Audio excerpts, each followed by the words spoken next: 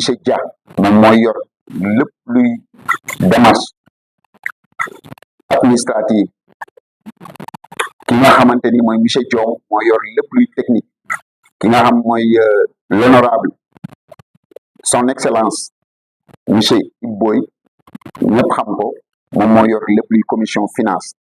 tey nag ndaje bi li ko waral mooy ñaari mbir leeral defaraat tali bii ñuy wax ndaje yi ci def ak jéego yi ba ci bësëb tey bii ak lancé benn appel boo xamante ni képp ku yeewoo Somone amoo ci ngànk wala ku mës a jaar Somone sax finance benn guddi te nga mën a suivre direct bii nii ci YouTube bi wala en différé su la ko yàlla man loowee nga contribuer ci moyen boo ko mënee du ñu guddal ci introduction bi dañuy jox kàddu gi monsieur Siré Dia mu defal ñu la situation administrative jéego yi ñu dox yëpp pour lii ni ñu jëmmal ko su paree directement technicien bi monsieur Aliou Diom dina wax lépp liñ ci jot a def suñu paree dinañ jox tonton Ibboy mu joxal ñu la situation financière foofu la ñuy yemaleegum kàddu yi di nuyu comité bi nga xamante ni nii au passage ñoom ñoo yor liggéey bi di ci def liggéey bu mucc ayib di jaajëfal coordonnateur bi monsieur Etienne Lo nga xam ndaw la mais il est empêché liggéeyam moom moo tax mënta teew si ñun di jaajëfalaat maire ci ouverture bi mu am di jox la parole à monsieur Siré Dia merci. merci monsieur le maire ñu ngi lay nuyu bu baax di nuyu également waa Somone yëpp ak képp ki nga xam ne yaa ngi ñëw ci dëkk bi muy imam bi muy monsieur le maire délégué de quartier yi daanaka ñu ngi lay ñëpp bàyyi ñu kenn groupement de féminin yi ñu ngi ñëpp daal jeunesse bi bàyyi ñu kenn di nuyu tamit ñi nga xam ne ñooy comité d'initiative bi pour la réparation de la route Somone Ngaparou donc ñu ngi ñëpp di ziar ñëpp le 29 avril nag daje nañ fii woo ndaje bu mag daanaka képp ñu kilifa yu nekk ci dëkk bi yëpp ñu ci gën a bëri bokk woo nañ leen fii pour waxtaan ak ñoom parce que dafa am li nga xam ne def na 2 ans 3 ans 4 ans mooy tali bi te ñëpp di ko jooy waa dëkk bi chauffeur yi ku nekk ñi nga xam ne seen oto yàqu nañ ci ku nekk di ci wax côté maire bi moom liñ ci war a def nañ ko ci parce que bind nañu ministre bi lettre ba ministre bi tontu na lettre bi tamit ci daje bi liir nañ ko fi ba ñëpp dégg ko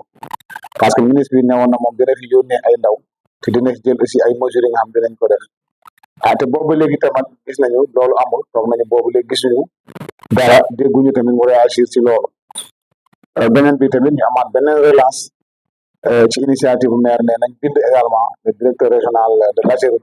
pour demander autorisation te lii nga xam ne ñu ngi koy bëgg a def te monsieur le maire tudd ko sànq mooy la réparation de la route bi nag wax dëgg yàlla ku ne xam ne dafa yàqu mais ci budget commune attanul wala boo ko ci defee tamit da ngay am jafe-jafe pour fay ko mën na ko sax fay parce que la route loolu domaine d'état la mu ngi mel ne sécurité wala nga ne hydraulique wala nga ne yeneen xeetu yi nga xam ne moo ci jëm loolu yëpp domaine état la ñu état jox collectivité locale yi bu doon loolu rek tey ji wax dëgg yàlla moom xam naa ne dina ci def lu ñu mën ba tax na maire mais nañu def comité d'initiative nag ñoo nekk nii doomu dëkk bi lañu ñoom ñoo ko dox ñoom ñoo ko lijjanti ñoom ñoo woote wax dëgg yàlla pour xool nan la ñuy saafaree mbir mi def nañu fi ñett ndaje bu njëkk ba ci bis boobu la ñu def tëral ñetti commission mooy yi nga xam ne duma ci ñëwaat pour éviter répétition bi le maire bay di wax léegi commission administrative commission technique ak commission financière te boobu léegi tamit amul benn commission bu toog ñoom ñëpp ñu ngi ci liggéey bi dem nañu ci terrain bi daje nañ fa waa AGEROUTE daje nañ fa waa ECOTRA ñoom dinañ ci ñëw mais loolu yëpp pour taaral li nga xam ne mooy liggéey bi li nga xam ne aussi ndaje bi fii daje waxoon nañ ko ñu ngi ci bàyyi xel ba léegi mooy na baax wax dëgg yàlla yéene bi mooy moom na baax ba tax na techniciens yi ñu ngi ciy def lu ñu mën pour que bu ëllëgee jéego yi fay mënta teg incha allah mu doon liggéey bi nga xam ne bu mucc ayib la donc def nañu ndaje boobu mooy ndaje mag bi defaat fii ndaje comité parce que chaque jeudi dañ doon tenir réunion te à chaque fois également les commissions dañuy ñëw rendre compte mooy commission financière bañ ngeen ko ba gis ngeen dafa tegale xaalis bi ci kaw table bi dërëm bu fi nit dugal ñu ngi ko bind ku fi indi tamit million ñu ngi ko bind commission technique tamit à chaque fois boobu léegi mu ngi ci terrain bi di ànd ak liggéeykat bi di dessiner seeni plan te incha allah am nañ ci yaakaar bu baax a baax liggéey bu mucc ayib lay doon. leneen lii mooy am na ay lettres yi nga xam ne bindoon nañ ko mais loolu amul ay retours yi nga xam ne jot nañ ci waaw loolu tamit xëy na baax na ñu xam ko parce que commission finance bu ñu jotoon yenn retours yi ñu dinañ ko xam mais lettres yi dem moom nit ñi am na ñi nga xam ne ñoo ñëwal seen bopp vraiment dem directement ci commission finance verser xaalis bi ñu fàttaliku aussi commission finance wax dëgg yàlla boobu léegi ñu ngi def koo leen woo ak heure boo leen mënta woo vraiment dañ lay recevoir loolu di jox bu ñëwee ci compte rendu bi ñu def ko donc lépp comme kaddu bi nga xam ne maire utilisé ko moom laa utilisé suñu ndaje tey bii ndaje mu leeral la donc l'argent ñun lépp xam nañu xaalis nu mel mais dañu indi xamal leen lii lañu am nii lañ koy defee ak fii lañ koy defee te incha allah dinañ ñëwaat tamit waxaat leen aussi bu soobee yàlla ak lépp lu ñu fa def ak fépp fu nga xam ne foofu lañ ci toll monsieur le maire donc je crois que loolu la amoon li ma ci bëgg a sànni li ci am ci tali bi nag xam na lettre bi leeral na ko mais xëy na aajuwul ñëwaat ku ne xam na ne bu tawoon tey foofu c'est impraticable kenn mënu du ko jàll wala boog booy jàll tamit jàll bu métti lay doon parce que da ngay ñëw ba Ngaparou pour nga ñëw Somone sax il faut nga fay 5 000 wala 4 000 wala 3 000 loolu nag dafay métti loolu nag moo tax comité d'initiative bi nu mu gën a gaawee incha allah xam naa dinañ ci ñëw léegi jël ay mesures pour que ñu jéem a xool def ci lu ñu mën ci wàllu liggéey bi donc monsieur le maire ma delloo la kàddu bi en attendant donc loolu la amoon li ma ci wax di delloo njukkal nag wax dëgg yàlla comité bi parce que boobu léegi yendal li ñu fanaanoon te ku ne xam ne temps tey jii yombul mais dañuy jël seen temps yëpp def ko ci gis nañ aussi sunu doyen le doyen ambassadeur ak Gambie nu mu soree day bàyyi rajo bu mujj bi directement foofu la jógee ñoo fekkee delluwaat donc loolu ak yeneen ñi nga xam ne ay moromam la ñu ngi fi mooy le doyen Ciss mooy le doyen Lo le doyen Sané ñoom ñëpp ñu ngi fi ngoone ku lim daal jiim mais wax dëgg yàlla ñoom ñëpp ñu ngi leen di remercier di leen sant ci liggéey bi nga xam ne taxaw nañ ko pour l'initiative bi nga xam ne communautaire te jël nañ ko fii ci Somone di fàttali lii li koy légitimer mooy mu ngi ci code général des collectivités locales te mujj rek def ko foofu la ñu tënkee pour am légitimité def ko boo demee ci section 2 ñu ngi ko tuddee participation citoyenne li Somone di def tey commune yëpp mën nañ ko def waa Touba ñi nga xam ne tey tabax nañu Massalikul Jinaan lu mel nii rek la ñu def dajale seen dërëm ak seen ñaar dërëm ba ñu xëy ñu dem sëñ bi dem tracé ñu tabax seen juma te dërëm état bi demu ci donc nit ñi bu ñu booloo lu ne mën nañ ko juma Tiwaawan mu ngi noonu tey loxoy doomu aadama ñu dem donc nit ñi lu ñu jéem am kenn bu kenn wax rien n'est impossible tout est possible buñ booloo tey jii buñ bëggoon ñoo di tali bi yëpp sax def ko ci jëngu la nekk ak farlu ak bëgg def ko parce que doomu aadama yi buñ booloo rek lu ak luñ bëgg def danañ ko def léegi nag li nga xam ne waa Touba def nañ ko waa Tivaouane def nañ ko pourquoi pas waa Somone mënuñu def lu ko raw je crois que initiative tey jii moom la ñu jël te journée bi tamit waxoon nañu bu ñu jógee ci tali bi tamit dinañ dem ci yeneen initiative yi nga xam ne pour jéem a xool nan lañu booster secteur yooyu monsieur le maire voilà un peu le résumé donc ñu ngi lay remercier bu baax donc pour ceux qui n'entendent pas le wolof c'est à dire que c'est le comité d'initiative qui est là aujourd'hui pour faire le résumé et faire le rappel des réunions qu'on avait initiées et qu'on avait fait. C'est la part de l'initiative qui a été tenue le 29 avril ici à la mairie sur la présence des autorités de la ville. On avait dit et choisi et décidé de refaire la route et de la réparer. Et entre-temps, il y a eu 3 commissions qui ont été mises sur place. La commission finance dirigée par notre doyen, le doyen El Hadj Ibou Boy, et la commission également technique dirigée par notre doyen Aliou Diom. Donc, entre-temps, vraiment, il y a eu des rattachements. Tous les cadres de ce monde se sont rattachés aujourd'hui à notre doyen également, El Hadj Ibou Boy, pour parfaire également le travail. Donc, c'est pourquoi tous ceux qui vous voyez derrière, ils sont dans la commission finance. Peut-être que la commission administrative est scellée. Mais la commission technique également est là. Donc, c'est à ce jour qu'aujourd'hui, vraiment que nous sommes là. Ils ont amené tout l'argent qui est là. Le technicien là avec ses papiers. Et c'est de vous dire que vraiment que le travail a entamé. Inch'Allah, le travail sera très bien fait. Monsieur le maire, merci beaucoup pour m'avoir donné également la parole. Merci, monsieur le maire. Donc, au nom de la commission technique, je vais faire de manière. Donc, vraiment, c'est le résumé des activités que nous avons dû entamer au niveau de la commission technique. Donc, depuis la réunion passée, donc, on avait mis une commission technique en place. Cette commission technique, non seulement les 2 projets qui nous concernent, vous le maire nous a interpellés sur la route de Ngaparou-Somone, mais il y a d'autres points à Somone qu'il faudrait traiter. On y a pensé, on en a fait part au maire, mais l'urgence parce que la rentrée et la sortie de Somone, donc vous savez que Somone est dans un cul-de-sac. Donc on rentre et on sort par une seule porte. Donc le maire, c'est vraiment de cette route, a dit qu'il faut qu'on engage les travaux. Mais comme cette route-là est une route classée, c'est une route départementale, les entretiens, la réparation, la construction de ces routes sont sur l'initiative donc du gouvernement. Donc c'est l'État. C'est eux qui appartiennent au département. Donc le maire n'a pas le droit donc de faire des travaux là-dessus sans pourtant avoir l'autorisation de la GIE. Donc c'est pourquoi on a dû relever ces 2 points qui nous tracassent, qui sont de vrais casse-têtes au niveau de la route de Somone-Dapaou, parce que pendant l'hivernage, actuellement les gens empruntent cette route mais avec difficulté. Mais pendant l'hivernage, c'est pratiquement impossible, parce que c'est des points bas qu'il faut prendre au minimum 1 mètre de hauteur d'eau. Donc c'est pourquoi on a dû donc faire des levées sur ces 2 points. Donc au niveau de Château Silva, il faudrait drainer donc les eaux qui sont à gauche donc, de l'accotement, qu'il faudrait traverser la route et le déverser vers la mer. C'est pareil au niveau de l'école bilingue. On a dû faire un levé topographique pour avoir les codes du terrenateur, tracer une code de projet pour donc, évacuer donc, les eaux de pluie vers là. Mais en empruntant toujours l'ancien réseau d'évacuation qui se trouve donc à côté de l'école bilingue. Donc les plans ont été exécutés. Maintenant, quand le projet traverse une concession, il faudrait qu'on ait l'autorisation du propriétaire. Donc c'est pourquoi au niveau de l'école bilingue, le deuxième caniveau qui traverse la maison donc, de français, nous avons dit donc l'équipe de correspondance pour lui demander donc l'autorisation de traverser sa concession pour évacuer les eaux vers la mer. Donc on attend la réponse. Mais au niveau de Château Silva, on a déjà reçu la réponse de M. Barbeau. Donc lui, il nous autorise donc de traverser sa concession, on a remis les plans et la lettre a été transmise à l'AGEL pour approbation. Donc je crois que l'AGEL sera là de jeudi à 10h. Et après la visite, ils vont nous autoriser donc de démarrer les travaux. Mais manièrement, c'est tout, monsieur le maire.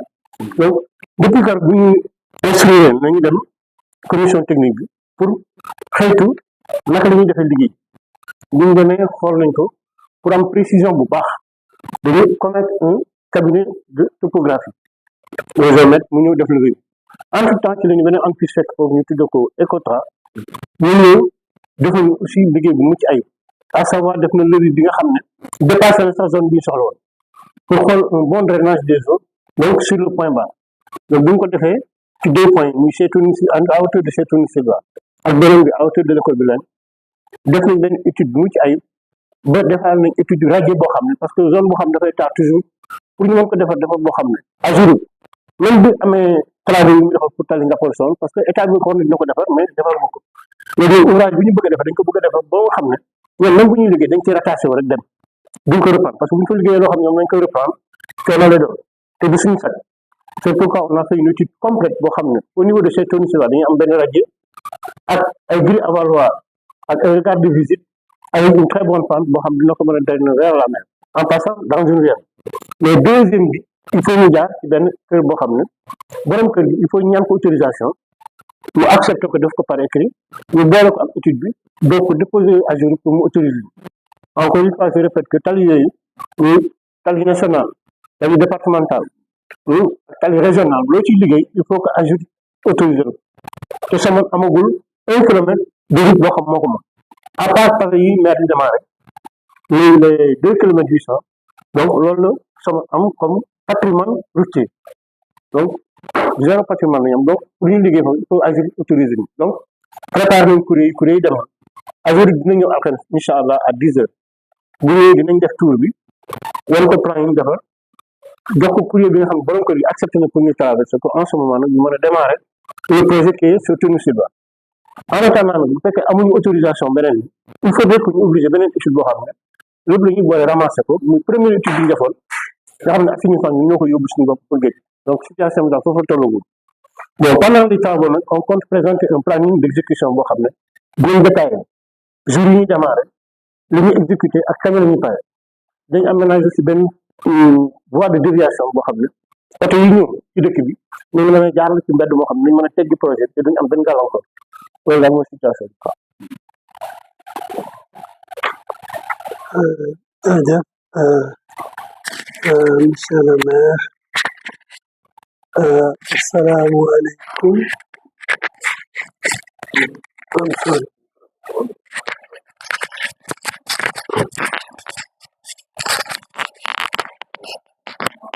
asalaamaaleykum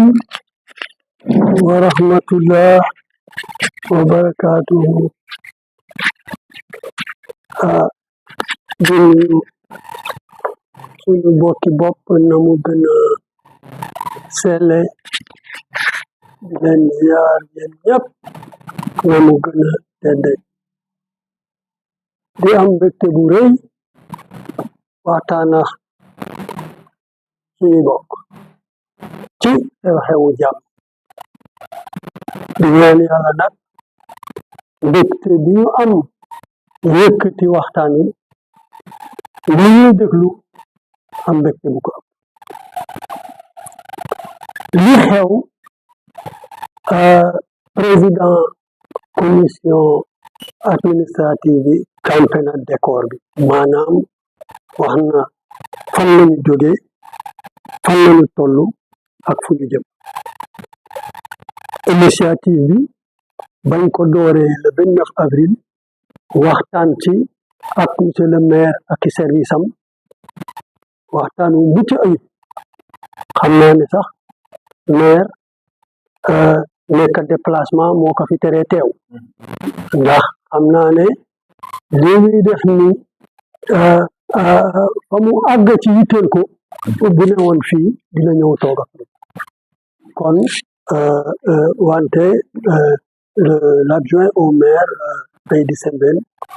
représenté na ko fi ci manière bu mucc ayib. kon waxtaan wi ci suñu bokk yi la jëm, góor, jigéen, mag ak ndaw. bi ñu jëlee initiative bi, maanaam defaraat benn parti ci yoon yu jóge nga pour ñëw Somone, nga xam ne wax dëgg yàlla buñ fi ne di expliquer nit ñi jafe-jafe yi mu occasionné fii, surtout bu jamono nawet xasee ñëw. waaw man mii ñëw naa fi benn yoon Ngaparou, oto yi demuñu Somone, ma laajte ñu ne ma borom oto yi ne nañ bu ñu demee Somone dañuy yàq seeni oto, donc ñoom bu ñu jël risque jaar ci place boobu di yàq seeni oto. loolu nag nekk indi ay loraange yu rëy ci waa Somone nii, bu ñu waxul sax jaar ba nga fay jaar ak yëngatu beeg yooyu yëpp ngi ci biir. donc mairie bi boole ko ci ay priorité, ñun ñëpp ñu bokk ci waxtaan. yàlla xam na ne bés bi ñu koy waxtaane am na ci participant waxtaan woowu ñoo xam ne ñu ci biir saal bi la ñu génn si lamba seen poos génn bind mais lii ngeen ñuy wax nii fa ñu séntu njariñ li mais bu ñu dellu sax suñu kër te commencé wu ñu taxaw. bu ñu jógee ci loolu tamit ñu yaatal ko, am nañu waxtaanal. wax dëgg yàlla li ñu amoon lu ñu gënal tey bi ñu jógee ci réunion boobu dañuy taxaw wala ñu dem ci kër gu ne Somone toog ak borom kër ga waxtaan ak waa kër ga, xale yi waa maas yi ñu daj ak ñoom waxtaanoon nañu sax ne nañu jaar ci chef de quartier yi, ndax quartier boo fay dem wala am loo fay dox wala loo fay wax waxtaane ko ka nga xam ne mooy chef de quartier bi foofay bunt bi. mais jamono bi ni mu mel ak jot wax dëgg yàlla lu ñu bëggoon la mais mënuñu dem ci ku ne. ci bi ñu jógee ci réunion boobu nag xam ni ñëpp ñëwuñu mais jamono may nañu ay xarale yoo xam ne yi nañu utiliser réseaux sociaux yi, nañu utiliser télévision locale bi nekk Somone wax ak nit ñi pour ku nekk def sa kemtalaay kantan nga def sa participation ci lii ñuy bëgg. waa Somone nag man Somone laa cosaanoo, am na lu ma fi xam ci dëkk bi. Somone xam nañ leen ci njàmbaarte, loolu kenn du ko werante. Somone xam nañ leen ci solidarité, loolu kenn du ko werante. boo leen gisee nag ñun ñu ñëw taxaw dañu bëgg a jox processus bi crédibilité pour ñi nga xamee ne am nañu yéene joxe ci seen doole. dinaa dellu see léegi ci leeral joxe bi. ñu am yéene joxe ci seen doole ñu def ko ci xel moo xam ne nii dinañu am yaakaar yàqin ne ñii ñuy jox suñu xaalis day yaakaaruñu ne dinañ ko dugal feneen fu dul fi ñu wax ne fa la jëm. waaw loolu bokk na ci li doolee tax ñu ne amul problème dinañu ñëw taxaw wax dëgg yàlla jox nit ñi confiance xamal leen ne yoon wi ñun ñëpp ñoo ko bokk du yoonu kenn maa ngi doon tooñ sax si naan kaan jàkka ji ñëpp bokkuñu ko parce que jàkka ji jullit yi fay dem catholique yi église lañ jëm wante yoon wi moom ñëpp ko bokk mag ak ndaw gune ak mag ku ne nag war naa mën a somp ci dooleem def ci ñun dañu nu ko indi xalaat de pour man ku indi sa xalaat peut-être yow loolu nga am xalaat kenn du ko xeeb xalaat boo xam ne bi dina defar am na njariñ ku indi koppar nag moo nu gënal ku indi ciment am na ñu nu fi jox ay tonnes ciment yu bëree bëri waa ciment du Sahel joxe nañ ak yeneen liste baa ngi nii 26 ku indi fer ñu jël loolu yëpp ñun daal dañu dara lu waay mën a indi pour yoon wi daal ñu defar ko defar bu mucc ayib boo xam ne bi ku ci jaar di nga nangu ne fii am na luñ fi def loolu mooy oote bi ñu ne nag nañu daje télévision bi ñëw ñu wax ak suñuy bokk Siré expliqué Diom mooy président commission technique bi mu expliqué aspect technique yi pour nit ñi xam ne ñun processus bi ñu jël bëgguñu mu nekk processus bu informel man liggéeyuma ci wàllu yoon mais am naa yaakaar ak yéene boo xam ne bi fi ñu bëgg a jaar bu ñu fa jaaree bu yoon wi sottee waa dëkk bi dinañu bég te loolu mooy suñu jëmiwaay loolu mooy suñu objectif kon participation bi mu ngoog ku amul xaalis sax boo ñu ñaanalee ñu jël waaw ku am sa yéene ñaanal ñu lii nga xam ne bi yëkkati leen ko mu nekk réussite ba waa Somone am ci mbégte parce que en dernier ressort c'est ça il y a l'ouvrage technique mais il y a la satisfaction des populations de Somone c'est ça l'objectif ultime tout le reste ce sont des objectifs intermédiaires mais l'objectif final c'est la satisfaction des populations de Somone au moment où ils empruntent le tronçon qui part de Ngaparou à Somone Ganière touristes ñëpp ngi ci biir lii ñu sumba daal yàlla ci yàlla may réussite yéene àgg waa Somone gis ci seen bopp je ne sais pas si je peux dire quelques mots en français voilà alors la rencontre qui a déclenché ce processus de mobilisation de collecte de fonds comme l'ont dit les présidents des deux commissions administratives et techniques a eu lieu, la première rencontre a eu lieu le 29 avril. Certains participants, enchantés par la pertinence de l'initiative, ont dans la salle, séance tenante, décidé de donner leur contribution. Et du 29 avril à maintenant, nous avons poursuivi le processus. Am na fuñ ci toll bu laajee ay détails montant yi yëpp notre ami le trésorier général Alioune Ciss Africa 6 dina ci ñëw léegi mu leeral ko mais comme nous le savons la route c'est un bien commun j'ai essayé de l'expliquer tout à l'heure en wolof c'est pourquoi nous appelons tout le monde wax dëgg yàlla xeet yi yëpp bàyyiwuñu kenn ñu participer yoon wi ñoo ko bokk ñu defar ko defar boo xam ne bii ñun dañuy ñaan mu nekk defar ko bu ci ayib et j'ai beaucoup aimé la source que nous a trouvé le secrétaire municipal de ce que nous sommes en train de faire. Nous nous inscrivons parfaitement dans la logique de la loi qui régit les collectivités territoriales au Sénégal. Parce qu'il nous rappelle que ce que nous sommes en train de faire est bien prévu par le législateur sénégalais dans le cadre de la participation citoyenne. Donc ñun li ñuy def lu tegu ci yoon la lu loi nangu la ñun ñu am ci mbégte di ñaan waa dëkk bi yépp bokk ak ñun mbégte mi yal na ci yàlla def barke di jaayi rasulillah. Assalaamu aleykum wa rahmatullah wa barakatuh. Notre ami Aliou El Hadj, vous avez la parole. Assalaamu aleykum.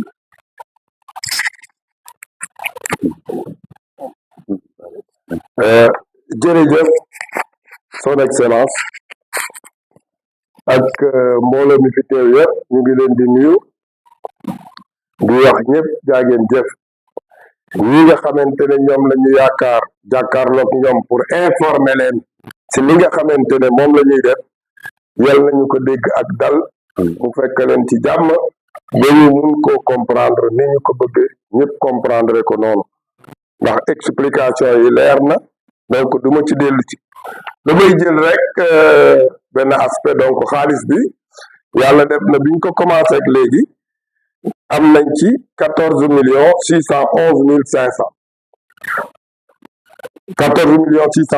500 yi liquide bi la ak chèque yi am na ci juróom benn chèque mais comme chèque ñun xaalis liquide la moom lañ booleeg moom mu nekk 14 611 500 am na ci it ñoo xamee ne ñi ciment la ñu joxe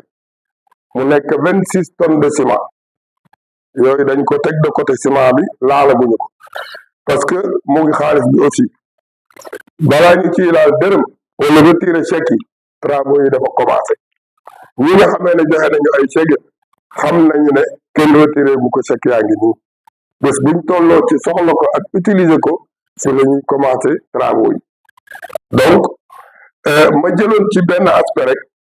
boo xamee ne bi vraiment pour jaajëfal daanaka boo xoolee ci liste bi am na lu mat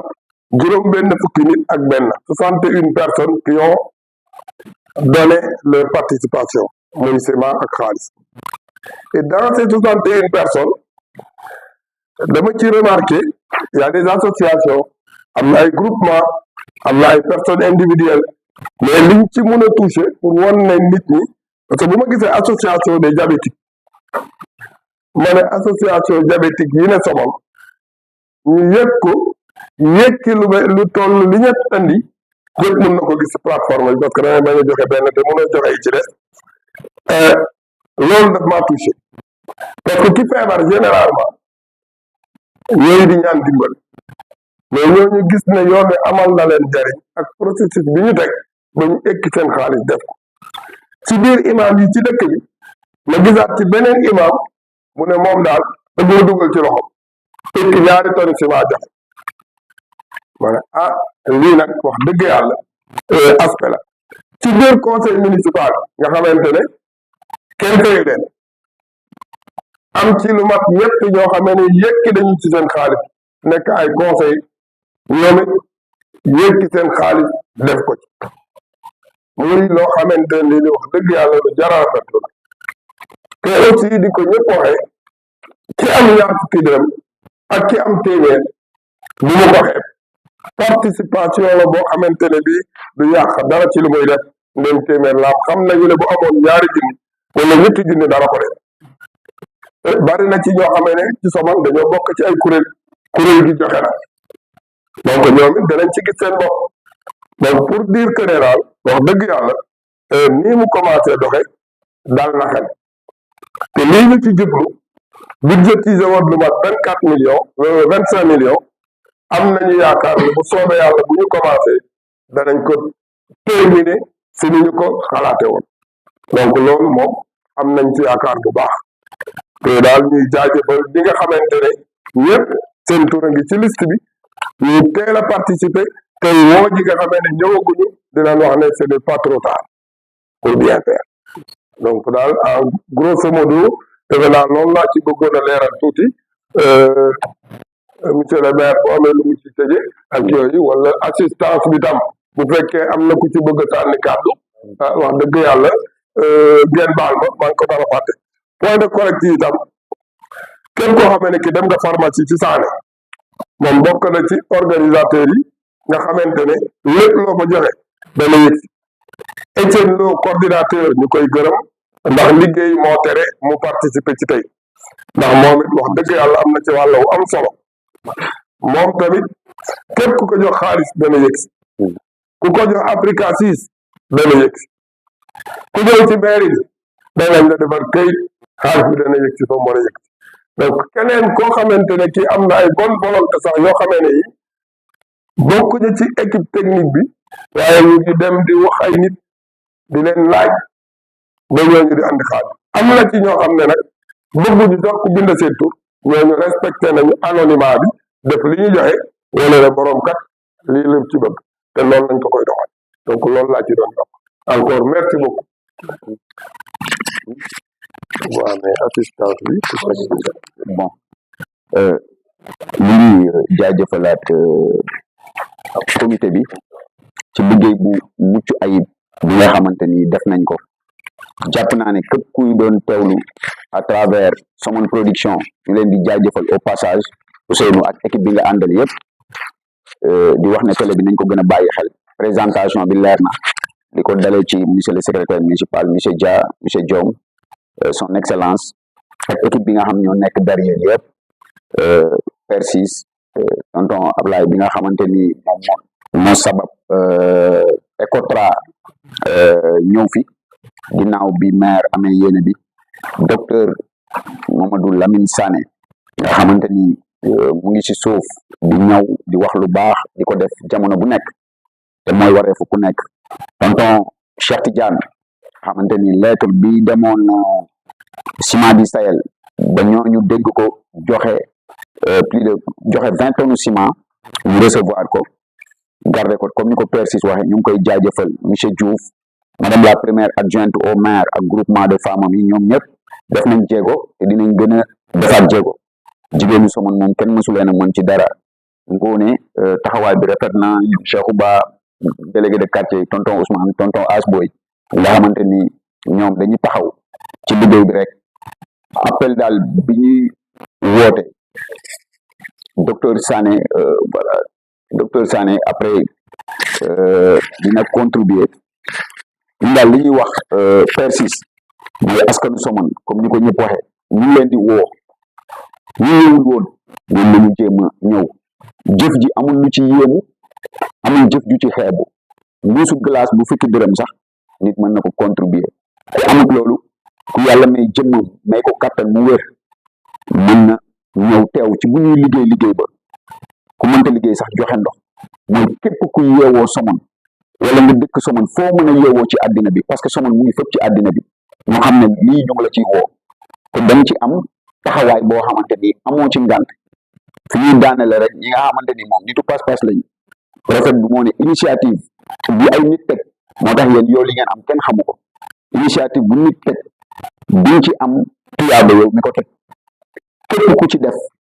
yow dina am commission ci tuyaaba boobu ba yàlla lay dajeeg jaam yi comme nit nga xamante ni képp ku teg initiative boo xamante ni initiative bu bon la wala wax ju bon diñ ci am commission képp ku dégg wax jooju vulgariser ko diñ ci jot sa commission ci wax jooju mu ko wax ba yàlla lay dajeeg jaam yi kon loolu li muy undu rek ci nit bu am pas-pas mooy initiative yu baax nit yi di ko sos ku fekk ñu sos ko tamit ñu participer ci parce que bëgg sa dëkk dafa bokk ci iman te kuy weddi iman rek sa jëf sànku na loolu mënatuñ la classé ci al insan nit yi nga xamante ni ay doomu aadama lañ xayawaan yi lañ lay dugal kon ñu ngi woo nit yi ci élan boobu noonu nga xamante ni mooy élan bëgg Somone bëgg nag lu nëbbatu la mais li koy firndeel muy itte bi ngay def lii ñu ngi koy def tons ne man andi naa nangam tonton Ibboy ne andi naa nangam ba pare joxe seen jëmm mention spéciale à monsieur Etienne Lo nga xamante ni biñ tegee initiative bi moom dafa ñëw engagé wu ekkati fukki junneen parce que lu baax moom dañ koy fësal safaan yi nit yaa ngi koy fësal goo xamante ni lu baax comme ni ko tonton Ibboy rappelé nga xamante ni loolu prophète bi moom moo ko wax mooy nit bi sañ na def lu baax di ko fësal sañ na def lu baax tamit bu ko neexee mu teer ko ñaar yëpp dañ ko recommandé te bële sax moom la ñu war a gën a recommandé si jamono bi ñu toll parce que yu baax yi la ñu war a gën di fësal te ñu ñëwagul te di yeewoo Somone interpellé nañ ma directement ou indirectement dans la mesure où lu baax la te dañ koy jëfandikoo te boo ko defee di nga ci am tuyaaba ba pare am si jariñ goo xam te ni doo yéeg ci oto yi say wet di metti ñëwal participer ni la yàlla feeñoo kon loolu moom ñu ngi ci oo ñëpp monsieur le maire tamit ñu ngi koy jaajëfal ci ouverture bi mu am nga xamante ni lii di mairie bi du moomeelu waa Somone la te benn patron la am muy waa Somone war leen a déglu ci bépp xalaat bu baax ba pare delloo leen ko moo tax mu ne ma initiative bi bàyyil ñi nga xamante ni sabab bi si ñoom la jógee ñu déroulé ko comme il faut ñu nekk seen ginnaaw di leen déglu nekk seen kanam aussi parce que cër boobu moom la ko yàlla jox loolu tamit du def lu dul renforcer cëram di wane la dimension de l'homme loolu tamit ñu ngi ciy woo ñëpp di wax waa Somone yi daal kenn amul ngante ci participer lii suba waa majorité dinañ ñëw suñu ñëwee dinañ jàpp datu tàmbali bi ba baa nag travaux yi di arrêté participation yi tamit du dagg point de collecte yi docteur Mamadou Lamine Sané la Persis képp koo gis si ñu nekk fii mën nga ko jox bu baax mu agsi ci maire bi bu ñu jaajëfal ñëpp ñu teew fii di jox docteur Sané ñu yëkkati kàddu ñun na tëjaale parce que protocole bi moom ñun amuñu ci benn problème parce que ñun dañu waroon a toog ci ginnaaw lu ci manqué ci kàddu yi yàlla affaire nit la mais lu ci baax rek bon borom bi moom moo ñu accompagner ci kattanam jërëjëf. donc salaamaaleykum mbooloo bi maa ngi rafetlu teewaay bi monsieur le maire les présidents de commission maa ngi di nuyu du ma sori si waxtaan bi damay naan si li ma fekkee si Somone li c'est une première problème am nit ñi jóg de cette ampleur di wone pas-pas pour vraiment régler le problème. Un problème est là, qu'est-ce qu'il faut faire? Une action citoyenne est née, il faut nous faire quelque chose. Il y a plusieurs façons de faire. Ne rentrons pas dans les polémiques. Je pense que nous avons choisi la bonne voie. Il y a les meilleures voies, ça appartient au bon Dieu. Nous pensons que nous avons choisi la bonne voie, c'est action citoyenne, demander à tout le monde de participer à ça. Et je le dis, je pense parce que tout simplement, vu les réactions des uns et des autres. Donc c'est en ce sens que je vais remercier les gens qui sont en train de contribuer depuis Bobolégui. Et je dirais que tout de suite, le dernier que j'ai reçu, la dernière contribution que j'ai reçue, elle est de, je peux me permettre de donner le nom, c'est un Dramé, Ibrahim Dramé. C'est un Somonois, il a participé à hauteur de 5 000 francs. Je lui dis merci beaucoup, félicitations, content, rapidement. Et je sais que ça va continuer. Et donc, essayons de continuer pour refaire le tronçon. Ne restons pas les bras croisés parce qu'il y a ça et ça. Donc, travaillons ensemble, je crois qu'on va y arriver. De terminer, moi, je n'ai pas peur parce que l'argent ne va pas suffire. La sensibilisation, parce que tout simplement, c'est une action citoyenne. Mais aussi, c'est un devoir. C'est un devoir, c'est élégant pour que chaque Somonois participe à hauteur de ses moyens. C'est cette partie-là, la partie élégance. Voilà, donc, merci beaucoup. Ça continue. Merci, je ne garderai pas longtemps la parole. En tout cas, les autres l'ont bien dit et de belles formules. Merci. Aussi, mention spéciale à cette brave dame, son Koumba Thiaw Diouf. Bi may tudd sànq jotuma ko tudd te moom moo jëkk teew fii te ndaje bu ñu mës a oote ñëw na loolu yëpp engagement rek lay wone ñu ngi lay jaajëfal bu baax waaw ñu ngi lay jaajëfal moom sama kii la jaam la waaw moom jamono bu nekk da koy fësal bu doon keneen la moom mën na kii en tout cas merci ñu def ñaan doyen nga joxe ñaan wala tons yéen ñaar yéen gaay ko imam bu kii rek c'est non c'est day def les prières dans la direct dans les direct waaw ci direct bi lay ñaane waaw ci direct bi ci direct bi lay ñaane